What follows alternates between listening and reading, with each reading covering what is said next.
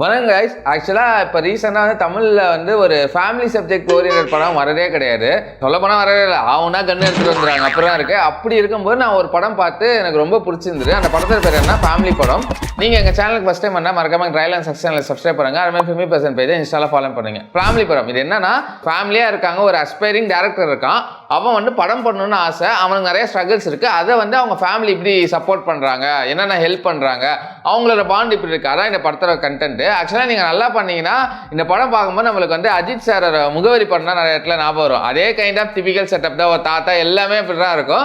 But அதில் என்னன்னா கொஞ்சம் நெகட்டிவ் எண்டிங்காக இருக்கும் லைட்டாக, இதில் கொஞ்சம் பாசிட்டிவ், அதான் டிஃப்ரென்ஸ். பட் ஸ்டில் படமாக இந்த படம் பார்த்தீங்கன்னா நல்லா ஃபேமிலி ஓரியன்டாக இருந்தது. எங்கேயுமே முகம் சொல்லிக்காமல் லைக் நல்லா ஃபன் ஃபீல்டாக ஒரு வீட்டில் வந்து ஒரு வீக்கெண்டாக பார்க்குற ஃபேமிலியாக பார்க்குற மாதிரி இருந்தது. பர்ஃபார்மன்ஸ் எல்லாமே நல்லா இருந்தது. எல்லாமே புதுமுகம் தான். நம்ம விவேக் பிரசன்னா தவிர இது எல்லாருமே புதுசுதான். இங்கே அவர் ரோல் சூப்பராக பண்ணினாரு. எல்லாருமே நல்லா நடிச்சிட்டாங்க. அந்த கொடுத்த ரோல் நல்லாவே இருந்தது. ஆனால் எமோஷனலாக நிறைய சீன் வந்து உட்கார்ந்துது.